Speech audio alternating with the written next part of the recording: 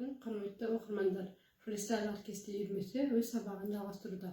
Кезекті сабағымыз өткен сабақты қайталау. Біз өткен сабақта айқас кесте түрін қосқанымыз ойын айқас кесте түрімен кестелеген болатынбыз.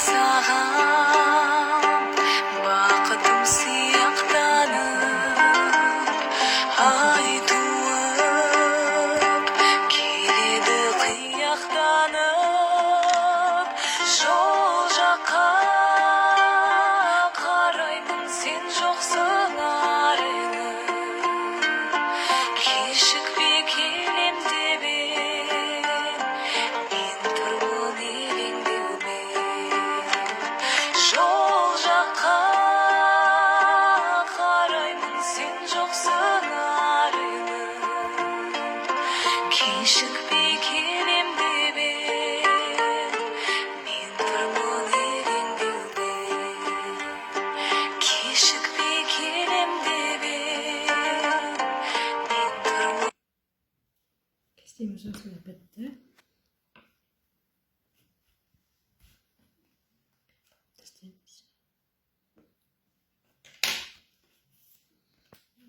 Әдемі айқас кесте түрі кестеленіп көрсетілді. Бұның шет-шеттерінде біз әдемілік болу үшін палеткамен, жіпке тізбектелген палеткамен қосап шықтық. Артыда түзу өз ретімен кестеленді. Кестені сіздер өздеріңіз рамкаға да салуға да болады, или осылай әдемілеп безендіруге болады. Біздің кітапханамызда қазақтың оюлары мектеп жасына дейінгі балаларға арналған жинақ кітабы бар. Бұнда 10 түрлі қазақтың оюлары көрсетілген. Кестені көреміз. Бірінші бізде түйе табан,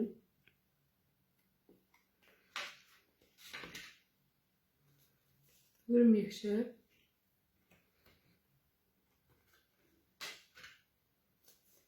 құс қанаты, гүл, төрт құлақ, түйе табан, қас табан,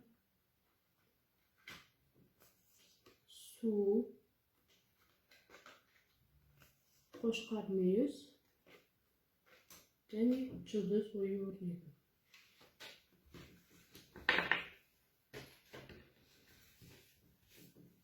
Келесі сабақта біз қазақтың кесте өнері осы кітап арқылы бүгін біз кестелеген кесте түрі айқас кесте болады. Айқас кесте түрлерінің көптеген түрлері бар. Біз бүгін үш бұрышты айқас кесте түрін кестелеп үйрендік. Айқас кестенің көптеген түрі бар. Екеу, үстінен айқастау кестелеу түрлері бар. Келесі сабақта біз осы кітап арқылы түйін тігіс кестесін кестелеуді үйренеміз. Бұл түйін тігісті біз жаңағы кітаптағы жұлдыз оюына кестелейміз. Назарларыңызға көптен көп рахмет. Келесі жексенбіде кездескенше.